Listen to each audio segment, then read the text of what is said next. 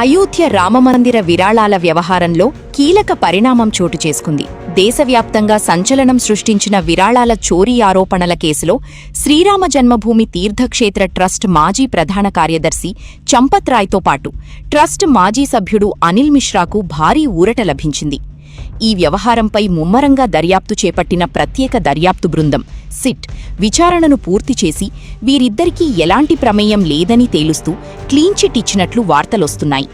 ఈ మేరకు సిట్ అధికారులు తయారు చేసిన పూర్తిస్థాయి దర్యాప్తు నివేదిక ఇప్పటికే ఉత్తరప్రదేశ్ రాష్ట్ర ప్రభుత్వానికి చేరింది. అనంతరం ప్రభుత్వం ఆ నివేదికను రామమందిర ట్రస్టుకు కూడా అధికారికంగా అప్పగించినట్లు సమాచారం.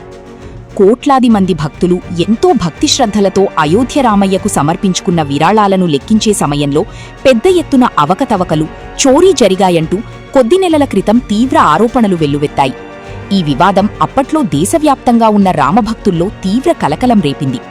ఈ అనూహ్య ఆరోపణల నేపథ్యంలో నైతిక బాధ్యత వహిస్తూ చంపత్ రాయ్, అనిల్ మిశ్రా ఇద్దరూ గత జూన్ నెలలో తమ తమ పదవులకు రాజీనామా చేశారు.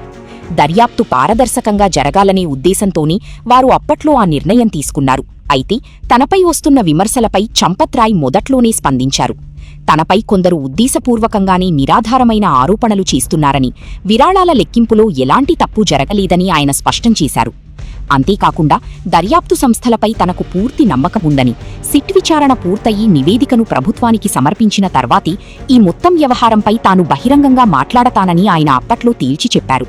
ఇప్పుడు సిట్ జరిపిన లోతైన విచారణలో వీరిద్దరికీ ఎలాంటి ప్రమేయం లేదని, అవన్నీ నిరాధార ఆరోపణలేనని తేలడంతో వారికి పెద్ద ఉపశమనం లభించినట్లయింది. త్వరలోనే ఈ వ్యవహారంపై అధికారిక ప్రకటన వచ్చే అవకాశముంది.